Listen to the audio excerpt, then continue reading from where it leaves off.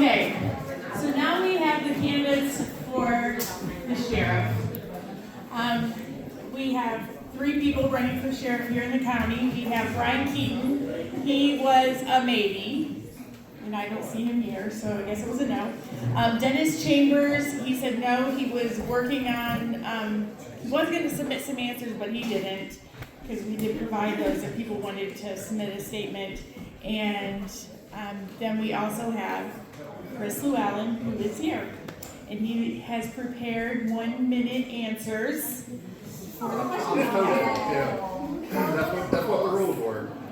He's a rule follower. So I guess I will ask the questions and then you can give your response. The first issue we're going to talk about is, imagine it's law enforcement and responsiveness. So. Like everybody else has stated up here, I am no politician. I've always just been the boots on the ground guy that was out there patrolling the road. So I'm not an eloquent speaker, but I'm going to try to give this a shot. I know that the sheriff has to be an eloquent speaker, and I'm definitely working on that. Just a minute. Hey guys, we're in here listening again, okay? Thank you, Roger. He's also a police officer, can you tell? And I will also say that I picked this chair. I told Mike Keaton, I said, I'm going to take that chair because I know it can hold a big boy. So, nothing against you. I love you, brother. Went to church many years with you. I love you guys.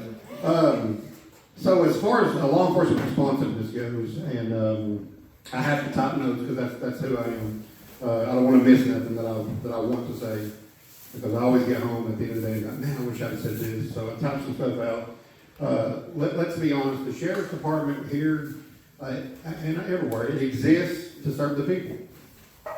We are here for you to protect and serve you. And that begins with showing up. I'm disheartened that no one else came tonight besides me. So I think that showing up is the first job of a law enforcement officer. When you make that phone call, none of you guys want to call the police. So when you do, you need us. So we need to be responsive and show up. As far as my deputies go, they're not going to be sitting around waiting for the next call. They're going to be proactive, patrolling the neighborhoods, patrolling the cemeteries, patrolling your businesses at night, back roads. They're going to be in the schools. They're going to be out there to be proactive instead of reactive. We want to prevent crime before it happens, not come and answer the call after it happens. We're going to focus on drug dealers, repeat offenders, child sex abuse, property crimes, and violent criminals. And we're also going to ensure that every citizen is treated with professionalism and respect. When people call for help, I want you all to know that under my administration, that someone's coming. And when we show up, we're going to know what to do. Thank you, Chris. Okay, the next thing is transparency and reporting crime stats and that sort of thing. What's your plan for that? So the people deserve honesty from a sheriff, not a political spin or what in higher government is called political optics.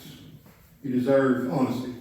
I'm going to provide regular and accurate reports on the crime trends every month. You're going to know who we're arresting, what we're arresting them for, what our response times are. We're going to provide those to you. You're going to know how long it takes us to get the calls. And our department activity, and that means the good things and the bad things. So if an officer that gets in trouble and does something wrong, I'm going to step up and say, here's what happened. Here's what I'm going to do to fix that. Here's the actions I'm taking for what my deputy did. So not just the good things, but the bad things are also going to be very transparent about. We're going to use real data entered into our system to identify the problem areas and the problems that our county is facing, not just guesswork. I feel like transparency builds trust, and if we're succeeding, the public should know about it. And if we have challenges, the public deserves to know that too, and what we're going to do to fix them. I also recently just donated 28 body cams to our current sheriff. We was having trouble getting, they're having trouble getting the funding. So I went to my local, where I work currently as a drug enforcement agent in Fentress County, and we were cleaning the office, and I said, hey, there's a lot of body cameras. Well, I got excited, what are you doing with those? And he said, we don't use them no more, we got these new and improved ones, which the ones we have now are the best ones, but these aren't bad either. So I said, if I inventory all these, clean these up, do my own county resolution, take it before the county, or for you to take it before the county commission, and I asked the sheriff, I said, will you please donate these to my county, we need them bad. He said, absolutely. So I done all the groundwork for my sheriff, and he graciously took it to the county commission. It was approved anonymously to donate 28 body cams to our department. So we drove them over and we donated those. So that's transparency. Okay. The last issue we're going to talk about, it's real quick, but it's something we keep hearing about a lot, and that's the growing concern over feral animals and animals that are owned by irresponsible pet owners. How do you deal with that? You know, we've always had this problem, always. It's been always overlooked too by all of our past sheriffs, because you just try to keep it at a minimum and just make everybody happy. So to me, this is just like the landfill and litter control. I feel like it's a quality of life issue for all of us. That's going to affect our families every day. Some people think it's silly, and that's not true, but the truth is, you know, we don't have an animal control officer right now. But we do have the responsibility to enforce all Tennessee laws regarding animals, dog at large, animal cruelty, things like that. I support assigning a deputy that's willing to take the responsibility on, because it takes a special deputy to do that job. It truly does. So I want to assign a deputy to investigate animal cruelty, dangerous dogs, and violations involving irresponsible pet owners. But I'm also going to work with the county leaders to take the data that we derive from that to the county commission and say, here's our data on these dogs and what's going on. And I'm going to do the same with litter control. And I'm going to say, you know, we can take this data and apply for grants now. That's what they ask for, is when you do a grant, if anybody knows anything about grant writing, you have to provide data. You have to show why you need that. And the only way to show that is to take our data that we collect from this by just doing the job, sometimes without extra pay, but that'll pay off in the end for our citizens. In a small department like ours, deputies do a lot of extra stuff for not extra pay. And so that's just, we need to create long-term solutions, and I'm going to work with animal rescues. We have some animal rescues that are local, and I will work with them to come up with better solutions also. Public safety does include protecting people from dangerous animals and protecting animals from abuse. And it also includes litter control and stopping this landfill. And I come in and want to thank everyone who's had a part of that today. You know, sheriffs don't usually take a stance on something like this, but I'm against it.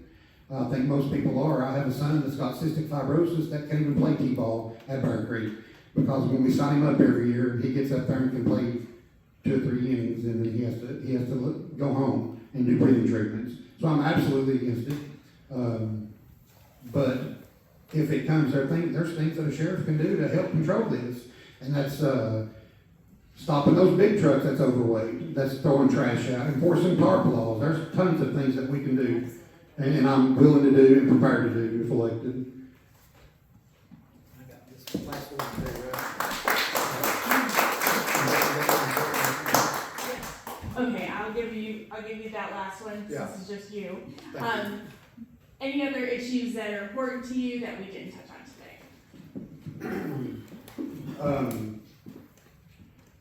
An issue right now that's important to me is leadership. Things like equipment, police matters, policy matters, budget matters, officer retention matters, are things that we need to focus on, but none of that means anything without strong leadership. And that's the truth. The sheriff's office needs a leader who has proven his experience. I have 26 years plus experience. I retired once and came back to run for sheriff and also work in Fentress County. I started out as a correctional officer. I worked my way to a school resource officer, court security officer, up to a corporal, up to a sergeant, up to a canine officer. Then I was your drug agent for 13 years. I've proven that I have experience leading deputies. I was a training officer for the Tennessee Law Enforcement Training Officers Association. I was the vice president for them for 4 years in the state of Tennessee. So I've trained law enforcement officers from all across the state of Tennessee. Building partnerships with local organizations and surrounding agencies. I want to secure training for our deputies at minimal to no cost, because I do have those training resources now. I've got training officers, 98 of them across the state of Tennessee, in every sheriff's department that I can call on, that if I go teach a class for them, guess what? They'll come teach a class for me for free. And we'll trade off if we have to, so we'll get it for free. We're not going to have to pay for all that training. And I also believe that morale starts at the top, and so does the culture of any department, agency, business, organization, factory, anything. Everything starts at the top and rolls downhill.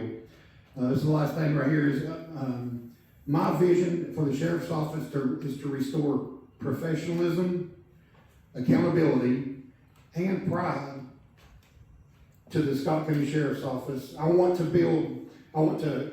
bring back good officers, retain those officers, and build an agency that deputies are proud to work for. And also I want to build a department that the citizens are proud of again. That's how I feel like we reduce crime, we recruit and train, retain good deputies, and earn the public's trust. Experience matters, and leadership matters in making a difference. I have a quick question. Yes. Do you have anything in the plans to pay the deputies more? I was shocked to see what a starting salary is. It is very low. Yes, We're one of the lowest paid in the state of Tennessee. So my plan for that is to get everybody around us and all the pay from every department. Pray that the good Lord above blesses us with a commission like I've heard tonight. Just being honest with you. Someone who's willing to sit down with me at the table and say, it's time to prioritize law enforcement instead of wasting our money on other things.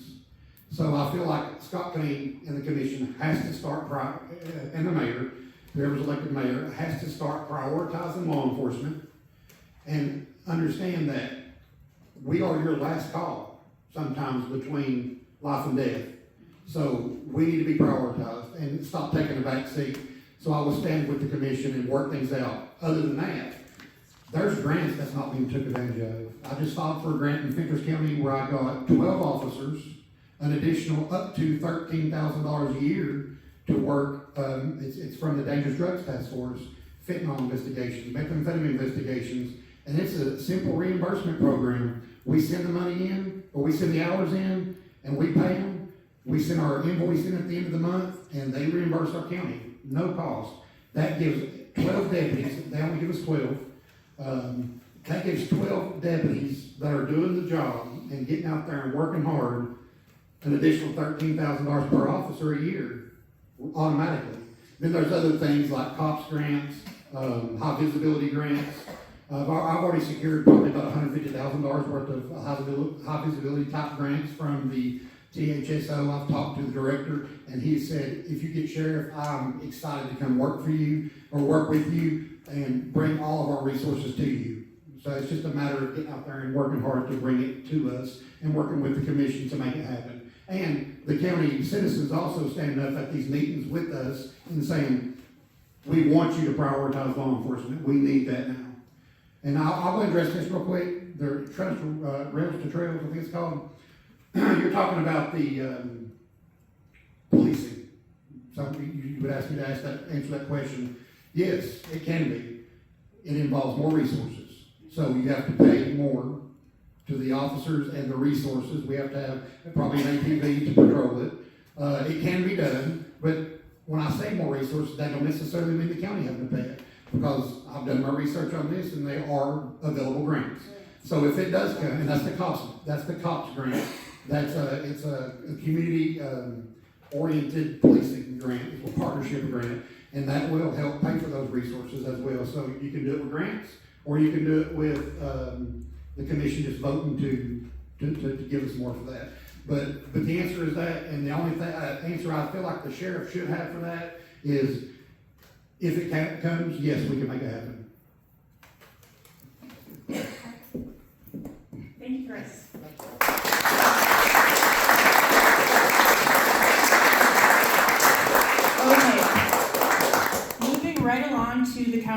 mayor race. We have 4 people running for county mayor here in Scott County. We have Dennis Jeffers. He could not make it today. He said he had some meetings in Huntsville. Trent Cross, he's not here, is he? No. Okay, he said maybe. Jared Jeffers did not respond. And we have Jennifer Shockley, and she is here. Did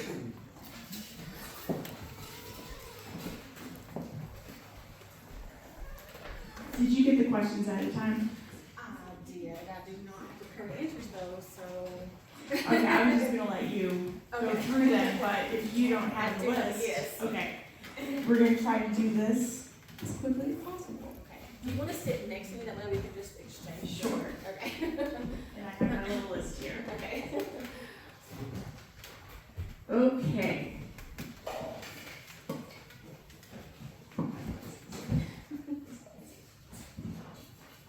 Thank you for coming today, by the way. Okay, the first thing we're gonna talk about is jobs, availability by type, and growth incentives for the county.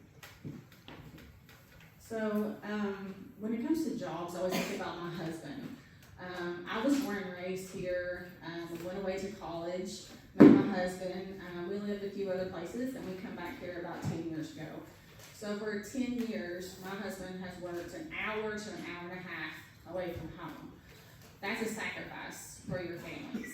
You know, that's a time commitment, and you pay for that every single day. You're tired, your car gets wore out. Obviously, we live these things, right? So it's top priority not to just say, oh yeah, we need better jobs. We have to have a plan to get better jobs. Recently, there was an announcement that the state of Tennessee provided almost over $8 million in grants to 3 counties in Yeager's district. We were one of those. We got $100,000 for the airport. The other 2 counties got $4 million. Okay, they had a plan. They had a plan for an industrial park, and they got money for that. What is our plan, right? We know we need better industries. We know we need more. Obviously, if people are going out of the county to Clinton or Knoxville to work in manufacturing jobs, we can have that too. We have direct access to the railroad. We have direct access to the interstate. It's not impossible, but we don't have a plan. So obviously, the first step is a plan. Let's identify areas where we can increase growth for these industrial parks, and then we go after the funds that the state provides in order to build those things. When we talk about grant funding, okay, the state and the federal government has so many grant opportunities for communities just like ours, but we do not have a dedicated grant writer at the county government. So who is writing these grants? We have a very few amount of people who actually do that, and they don't get paid extra for that. So I think we need to have a dedicated grant writer to go after all these opportunities. The opportunities that Chris just spoke about, that's something that could be used there. The opportunities for the county schools to go after more grant funding. That's a person who could be paid for writing those grants to bring more industry and to bring more opportunities into our county. Thank you. The next 2 questions had to do with jobs as well, and I think you did address one of them, which was the job location, like county versus outside of the county or commuting, and wage levels. Do you have anything to say about wages? Sure. So I believe that in the past, our government has prioritized giving tax breaks and incentives to companies to just come in. And they also know that people here will work for less because to get better wages, you have to drive out of the county. I think we have some industries like JBS. We have Jerry Slavin, who is dedicated to providing higher wages to people here because he wants to keep people here. Okay, so I think the incentive to provide higher wages, a lot of times people say, well, if I'm a business owner, if we let somebody else come in and they're paying $20 an hour, nobody's gonna work here. And I often think about Chick-fil-A, okay? Chick-fil-A, they pay their employees well. They give them benefits. Now, maybe McDonald's, Burger King. They do not do that. Does Burger King go out of business? No. Chick-fil-A go out of business? No. So I think that we have the opportunity to bring in people who will pay higher wages. And I think those jobs will get filled up. And I don't think it will take away from the jobs that are lower wages. I think those jobs will stay there as well. But I think we need to give people the opportunity to make money here in our county instead of having to drive to Anderson or Knoxville or Blount County. Thank you. Okay, let's talk about housing. The housing supply and the affordability of housing in Scott County. So I'm not really sure how much responsibility, other than just being an advocate for construction. We obviously need more apartments. We need more affordable housing. My son, he just turned 18. So if he wanted to stay here, which he's actually going to UT this fall, but if he wanted to stay here and he wanted to find a job, he would have to live with us. There's nowhere for him to rent. I mean, if you get on Facebook all the time, you see somebody, hey, I need somewhere to rent. There's not anywhere to rent. I wish that someone would invest in our county, and I wish that our county leaders, our mayor, and our commission would work with these people who might be interested in investing in here and building maybe, apartment buildings like you see in Clinton and Oak Ridge and Knoxville. I think we have the market for that, and I think that people would live there. We just need someone who will actually develop it. Let's talk about the infrastructure of the county. Do you have any plans for that? Well, I guess on the infrastructure, I'll discuss what everybody else has discussed. If you don't know me, I am very anti-landfill. That's all I have really done for the last year is fight the second landfill.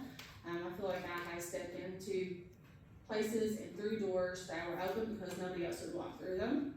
And I'm proud to do that for our community. I do not think that our lands, I don't think we need outside people coming in and telling us what to do and how to live for the rest of our lives. A second landfill, that's forever. Just like volunteer, that's forever. That's not going nowhere. Nobody's gonna come take it away when they close down. It's gonna stay there. We talk about data centers. I don't think that an organization or a company or an industry that wants to take from our natural resources and make a profit from it and take it out of our county is good for our county. I think our land needs to be used for jobs and housing and things that we actually need as the citizens of Scott County. And it's not going to benefit someone who doesn't even live here. Okay, very good. Two of the next questions. One was about the solid waste plans. So do you have anything else to say about that? Okay. Okay. So if you start looking into, so we have host fees that come from volunteer. That is money that is paid to our county government, but unfortunately state law dictates that that money only can be used towards solid waste. So, our roads are getting destroyed. We can't build our roads back up. We can't fix any of those issues. I believe that those funds could be used more liberally because the law is very liberal. And unfortunately, I don't know if anyone's ever looked into that. I don't know if they understand those laws, but when you start looking into them, it is looser than just, it has to be used at the recycling center. I think that the state says that it is money that can be used to reimburse a host city from things that get destroyed or damaged because they're a host city. So roads, that could be one of them. Unfortunately, our road is a state road, so we can't fix that. But we could do litter pickup. That is something that could be applied, or those funds could be applied for. If you look into where that money is spent, good luck at the current moment to try to figure out where those dollars are spent. The information that is released, that's online, it's not itemized. Okay, so we know X amount of dollars got spent, but we don't know, was that trash bags? Was that a new dump truck or whatever? We don't know because the way that it's currently written, it's not itemized. I would love to change that. I would love to work with our finance department and change so that when you do go look to see, hey, how much are those solid waste fees and where are they going? You can look online and you can see line for line exactly where every single dollar is spent. Very good, thank you. And how do you feel about countywide zoning? Water first, and then she can answer that.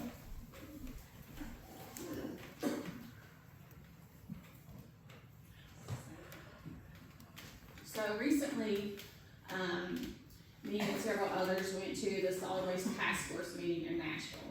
Good time. Yeah. So this is a group of lawmakers and industry executives who are meeting to try to determine what to do in the future about Tennessee solid waste issues. Mostly Nashville has a solid waste problem, they don't have anywhere to send their trash, and they don't want to recycle. But at this meeting, repeatedly you hear the word, we're talking about Jackson's Law, okay, or we're talking about the solid waste board. They want those things to go away because they say counties already have tools in place to control these industries. Counties already have tools in place that they can utilize to have a say in whether these industries come into their county or not. But that's not true for Scott County because we do not have zoning. That is the tool that the state is talking about, the tool that we do not utilize, which unfortunately leaves us as a giant bullseye for anybody who wants to do anything that they know they would have to ask permission at any other county. I recently went out to Sheep Ranch Road. There's a female who lives out there with her husband. They've lived out for, they've raised their children out there. Their children live out there. Their parents lived in that house. Across the road from their house, someone has built a Bitcoin mining center. It is constant noise every single day. They're utilizing the gas from the oil wells to run, to operate the Bitcoin machine. Because we don't have zoning, anybody could do that. So if you live in Robbins right now, you probably know where an old gas well is at. If you live in Robbins, somebody could do that right across the road or right across the street from where you live at. And there's nothing to stop them because we don't have zoning in place. I don't want anyone telling me what to do. I like being able to build a shed on my property if I want to, but I don't think those are the same issues. When we're talking about zoning, we're just talking about this is the dedicated area and this is residential. We can't have industrial activities in residential area. So if you live in Winfield, if you are those people who live next to that Bitcoin mine, that couldn't happen because it was a residential area. So they would have to come to the county commission, ask permission to rezone it, and every single person who lived there would get to come forward and say, we don't want this. You don't have that voice right now. You don't have that choice. So zoning protects us in the end. It protects your property. It protects my property from people destroying my way of life by constant noise or anything else. So I believe that zoning is done properly, and we don't do codes, and nobody wants to tell you how tall the code is. We don't have anyone to enforce that anyways, okay? Let's be honest. We don't have a very large budget. That would mean code enforcement officers. I don't know where that money would come from. But zoning is very basic, and the state assumes that if we care, we already have that tool in place. So we just need to have it in place.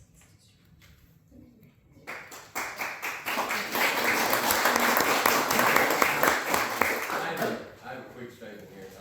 The town of Winfield up here, they do have zoning. Yes.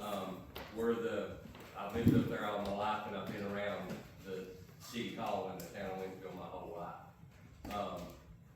But they do have zoning, and where they were talking about bringing in the trash on train, that is zoned as a residential area. That's right.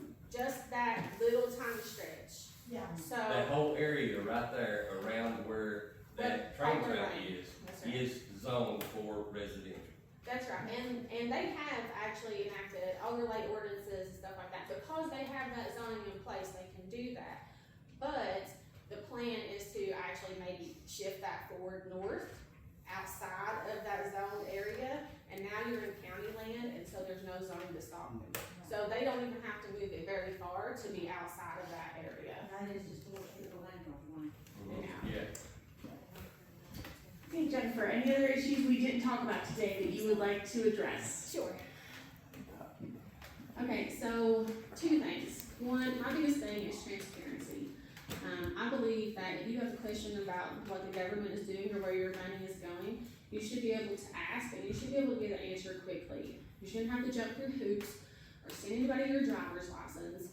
It should be available, and common documents should be available automatically. They shouldn't be hidden. Other counties are able to do this. If you look at Anderson County, every single one of their county commissions, all of their notes, all the documents that they look at every single month is published. I can go online and look at those PDFs, see what they talked about, and decide for myself if the county commission is acting in my favor or not. We don't have that. We have a website, but it's not being utilized correctly. I mean, even our county commissioners, if you go to look on their list, some of them don't even have contact information. I don't think that's right. So I believe in transparency. Besides having those documents available and more easily available through websites, how do we get those things out there? They talked about special called meetings. So that is the issue. I know that state law says that they don't have to post it, and they have to post it in X and Y places and so many days before the meeting. But let's be honest, we live in the 21st century. We don't have time to go to the county courthouse or to the county mayor's office and see if a meeting is gonna be held in the next 3 days, every 3 days. We should utilize where everyone's at, social media, websites, the radio, television, YouTube. Those things are there for us to use, and they should be utilized because you deserve that. That's your money, and you deserve to know what's happening. Another thing that I would really like to do, I have the privilege of going to a few meetings in McCrory County, and they actually record every single county commission meeting. They have mics. They recently got a grant to upgrade that equipment, and each commissioner, well, they're called something different, but they will have an iPad. They're going up and above to try to keep their government transparent. We don't have any of that. If you wanna know what the county commission is doing, if you wanna know if your commissioner has even showed up for the past 2 or 3 meetings, you're gonna have to go show up, or you're gonna have to go to the courthouse and find Felicia and go digging through the records to see if anybody even showed up at that meeting. I think we can do better than that. I think we should demand better than that. So that's the top priority for me. I know there are grant funds available for that, and so I would love to go after those and provide that to the community. Just saying. And the last thing, I know you guys have been here forever, but I'm sure it makes it click, okay? I am the biggest supporter of our first responders, our volunteer fire departments, the police department, the sheriff's department, EMS, the rescue squad. I would love to prioritize them first in our budget, because without that infrastructure in place, without a budget for our sheriff's department to be able to keep trained employees and not lose them to other counties for higher wages, we have to prioritize that infrastructure. And it is infrastructure.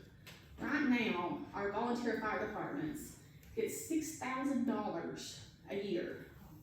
That doesn't even cover the insurance just to operate. Some of these guys are paying money out of their own pockets to keep their lights on, the utilities on, and then they're still dedicating their time to come save our houses, to come save our cars. Every single day they are there, but we're not taking care of them, and if they run out of funds, they're not gonna be able to take care of us. And that has to be a priority. We have to prioritize the people who are putting their lives every single day on the line for us. And I think that's #1 budget priority for me. Thank you very much.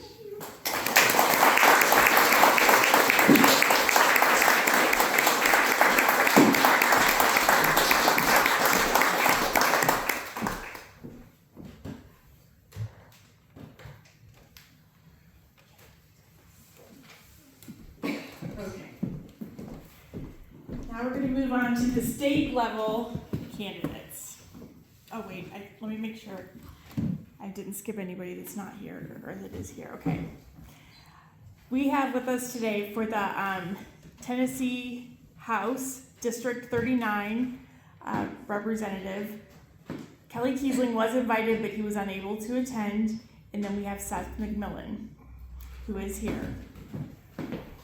And instead of Seth going through all the questions by himself, we have one candidate for governor here. Dave? We have two? Oh, okay. Oh, sorry. Come on up. We have Dave Seaman running for governor, and I am so sorry I do not know your name. Charles Van Morgan. You will after I get that. Charles Van Morgan. Okay, I love it.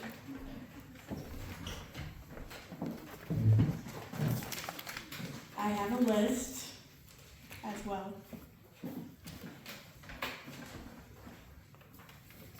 In case somebody throws a rock, I'm covered. Truth hurts. Okay, let's start with, I'm gonna give you guys like 30 seconds to introduce yourselves. Okay? My name is Seth McMillan. I'm running for State House, and I'm from here in Scott County. My name is Dave Seaman. I'm running for Governor of Tennessee as an independent. I also recently got the endorsement from the Green Party, and climate is one of the number one issues for me, but I'm excited to get to speak about the other 11 issues tonight as well, and I promise to be brief. My name is Charles Van Morgan. I'm a independent candidate on the governor's ballot, and not a lot of people like to endorse me. I endorse the Lord Jesus Christ, if that means anything to you. And that is a lot more important than politics. So I'm a fighter. I'm the son of a widow from South Knoxville, and I'm here. The issue in this race is you. You're an important thing. And this is about government corruption. These people are ripping you off, and I'm here to expose them, and that's dangerous work. So I'm just saying, thank y'all very much for staying here to listen, and may God bless you all for being involved in politics. They're trying to take our rights away from us. Thank you. Okay, the first issue we're going to talk about today is the economic development opportunities for Scott County. So even though you're going for governor, we're in Scott County.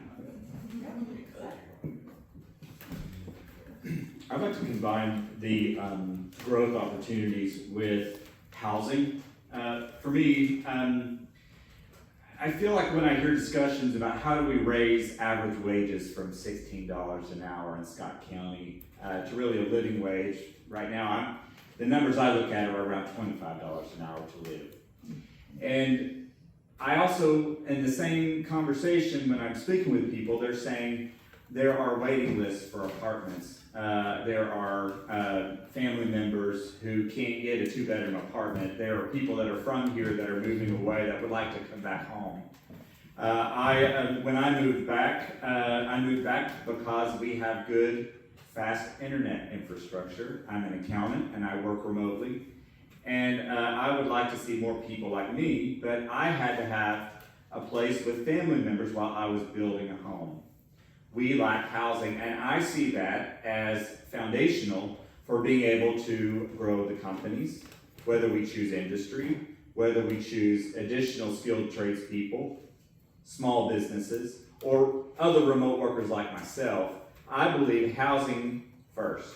According to the data that I was looking at, we could bring about 1,000 2-bedroom apartments to our current supply only in Scott County, and that would close the gap.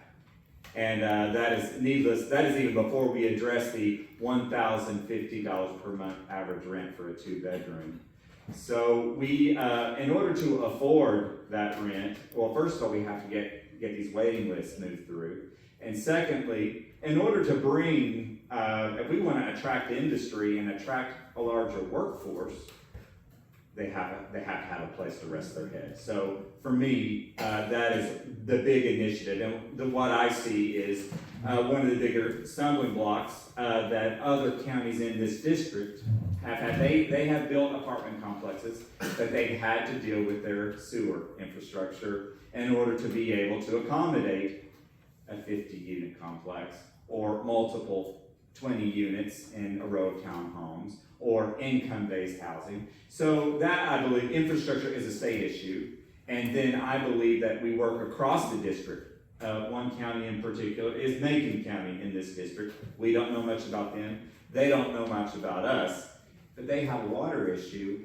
We don't suffer from that. But they have housing, and we need that. So I would like to be more collaborative and bring solutions, work with county commission, work with leaders and economic development to address housing first, and then change the mix of jobs where, we don't have to choose between tourism or industry. If you raise the average wages where people can live, I think that's enough. I think we need a mixed economy. And in this area, we're a smaller population. I believe in incremental gains instead of trying to hit a home run with a 2,000 employee industry that we don't have the workforce or the housing supply to address. So I don't think that giving some kind of handout to a corporation to come here is going to pay off and be worth it, and the data doesn't support that either. What the data supports is that there is one kind of program that typically actually helps the people that live in a place like Scott County, and that is when the state partners with companies that already have some kind of presence here, and they typically also partner with a community college or a trade school to create programs that have guaranteed training and employment, and that is the only kind of program that I would support from the state level as far as it regards corporations.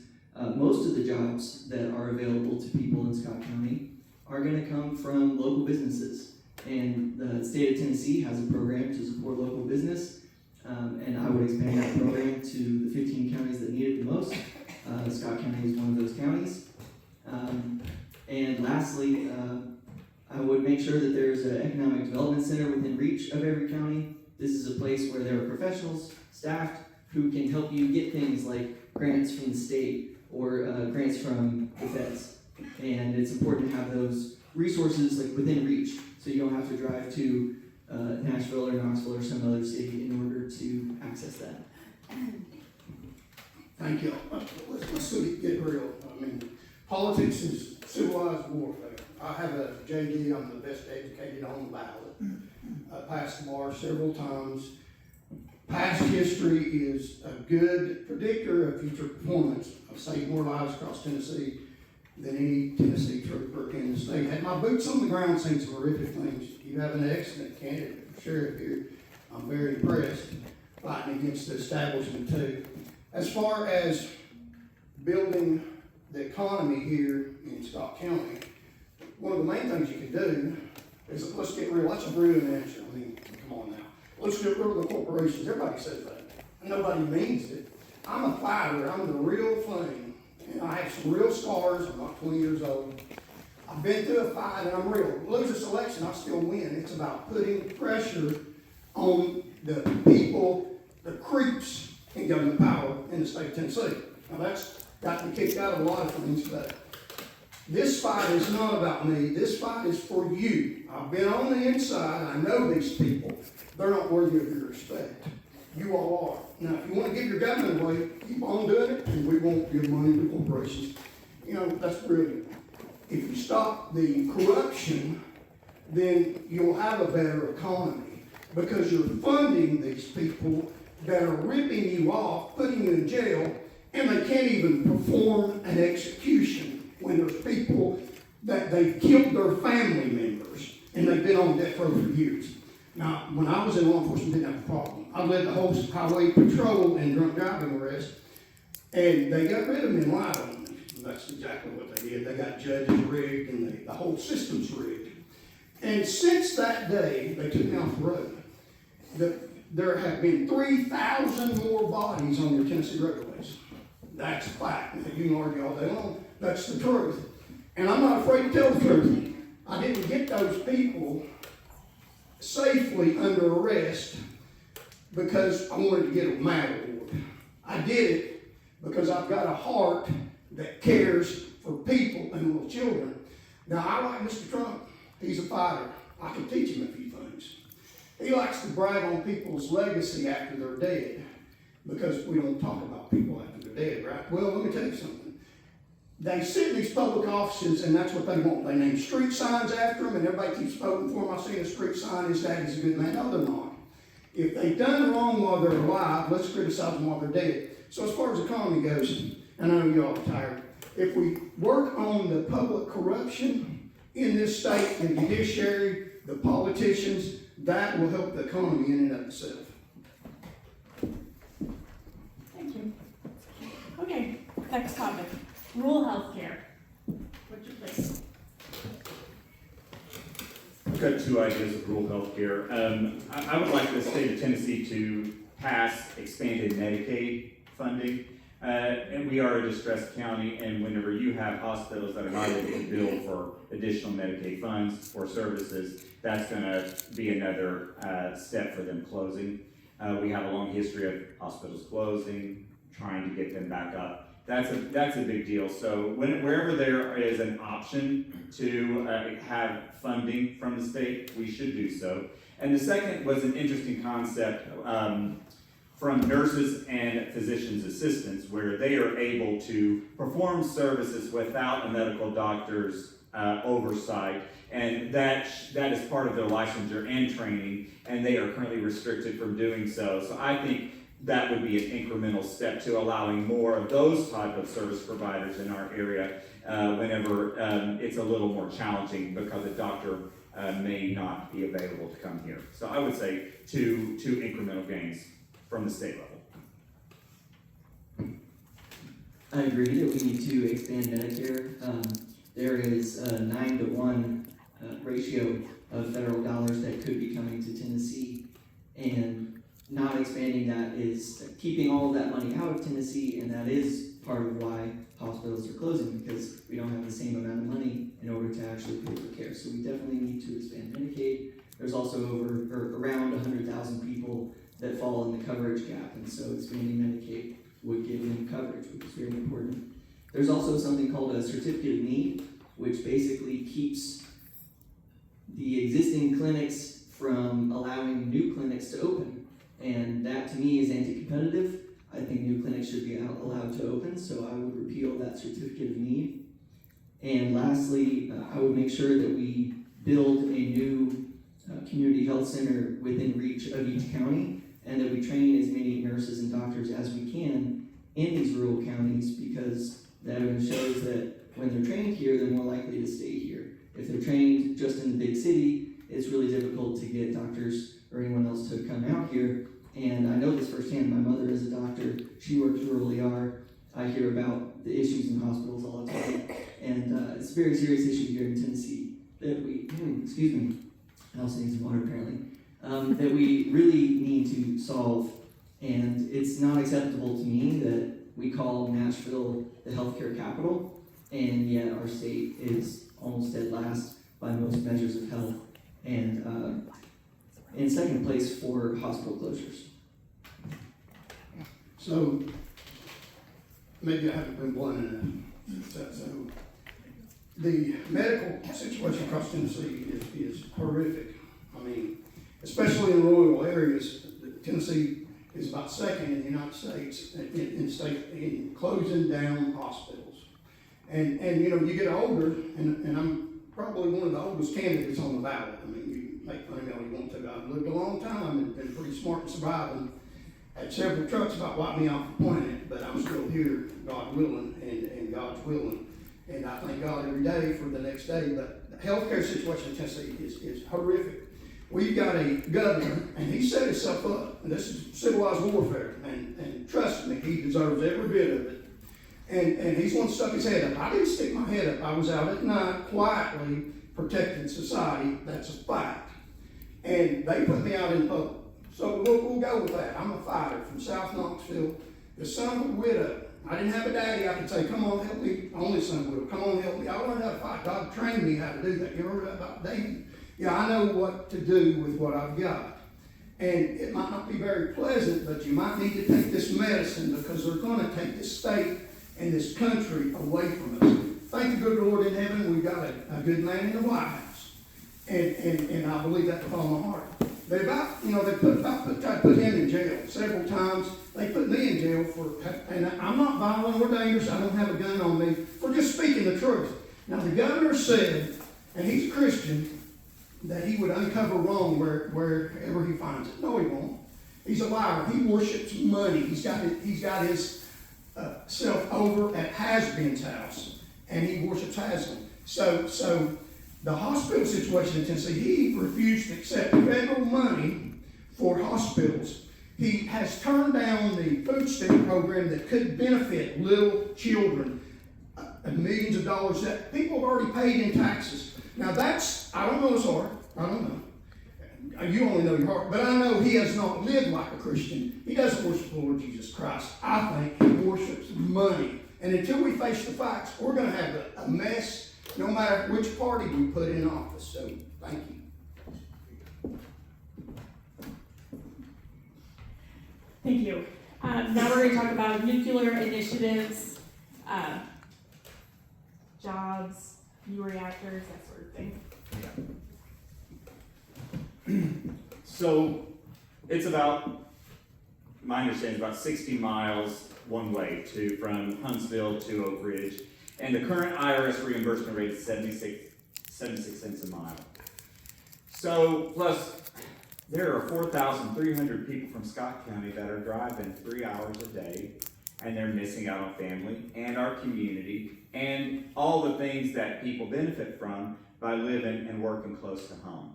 So from my perspective, if we are going to be working on, we have $16 an hour jobs, we need them, we need to keep them. We need to have a mix of jobs and a mixed economy, but where we take the average wages to $25 an hour.